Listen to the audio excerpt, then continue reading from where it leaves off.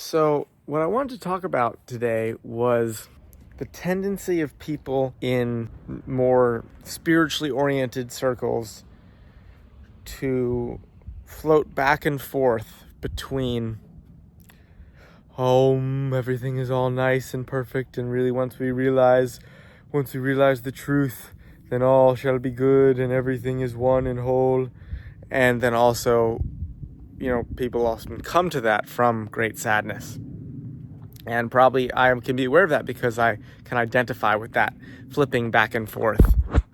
But what I think is more real, what I think is more true, is that I think there is truth in both these things. And the balance of life is the source of beauty. If the nothingness of reality remained more as its sort of divine origin of pure nothingness, there would not be all this suffering.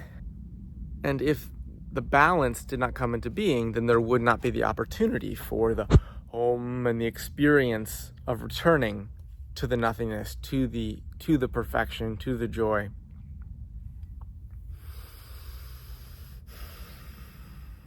And there's so much joy. There's so much beauty. It's truly incomprehensible. I think, though, likely there's almost exactly the same amount of hardship. I think probably it's something like nothing fracturing outwards, which itself is a spreading, is a division, is a pushing and a pulling. And we can conceive, at least in part, of this duality as, there are many aspects. I was listening to a video earlier where someone was listing a few of these aspects, and I'll repeat: masculine and feminine, push and pull, life and death, also good and evil. That's an aspect of duality. But this person was trying to say that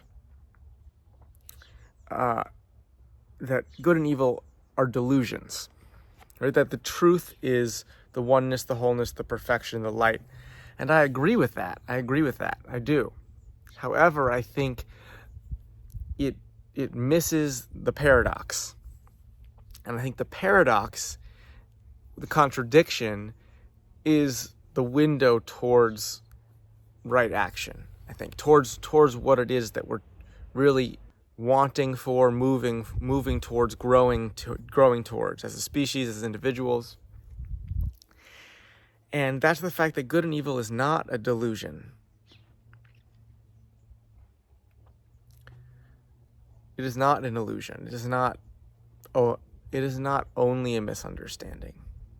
It is a misunderstanding, but it is not only a misunderstanding, which is to say, when an innocent child is tortured, that is evil, right? To the full extent of our emotional capability to recognize what that is that thing. It's real. All the worst things that we're afraid of are real also. And they are illusions. And at the higher levels, we can have faith that they dissolve into perfection, into oneness, into wholeness. But it makes me feel so frustrated when I see, like, so often the options of ways of thinking are presented to people as either like materialistic nihilism, like, it's just, look at the world, look at all the suffering, it's real, but like, there's no point to anything, everything is horrible, how could you believe in God, we're sacks of meat, whatever the thoughts, whatever the verbiage.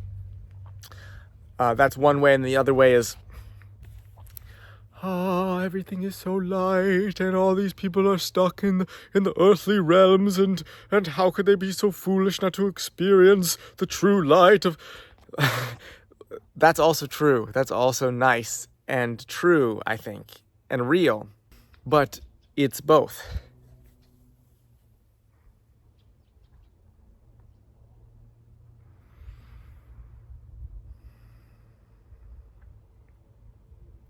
Like, the yin and yang going round and round, like, stir the pot.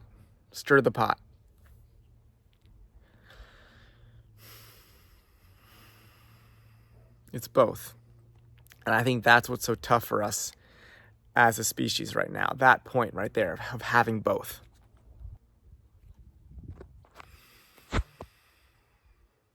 God, the universe, being is clearly reaching out for both, towards both. It's spreading.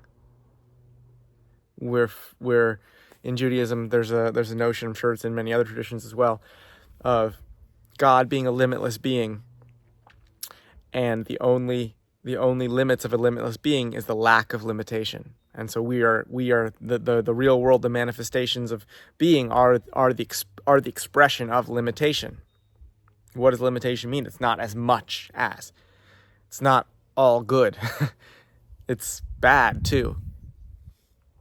And of course, good and bad are limited words that don't. There is also the it's all together as oneness and wholeness, and this is our source. This is where we come from, and we're moving towards that. And yes, that is all true too. Again, it's both. It's both. By focusing too much on the we actually, I think, are missing the whole point. And the point is not just to experience badness. It's not just like, oh yeah, we play this little game and then we return. I mean, maybe that's a way to look at it, but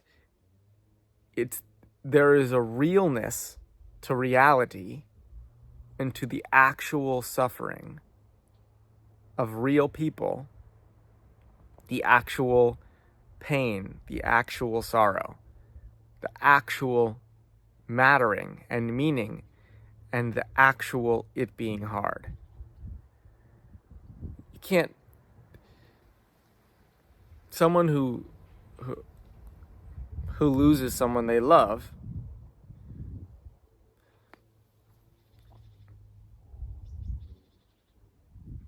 that's real. That's really happening. That person loved someone and then that other person died. And that is really actually sad. It's really actually bad. And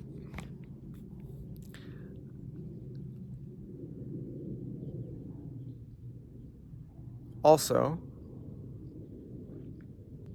we are also in our most true essence, whole and safe,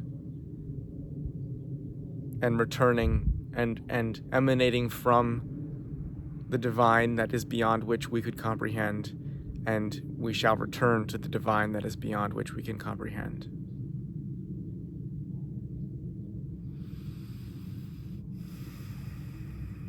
So it makes me frustrated. It makes me frustrated when I see people fall too much to either side.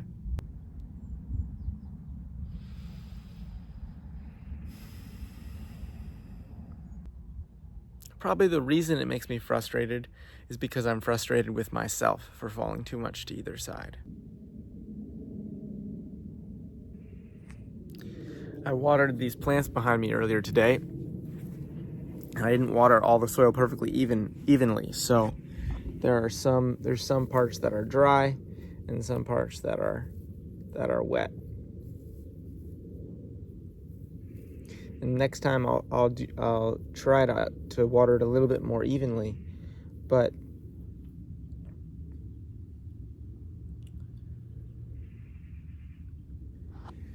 there are some parts that are dry and some parts that are wet. And the wholeness perhaps is an even distribution. And perhaps the reality of that even distribution is perfect. But part of the perfection has to do with the fact that we are here in our uneven distribution. Our unevenness is part of the perfect wholeness.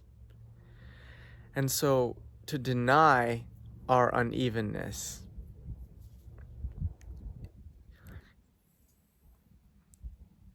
that denial is also part of the perfect wholeness. So it's really okay either way.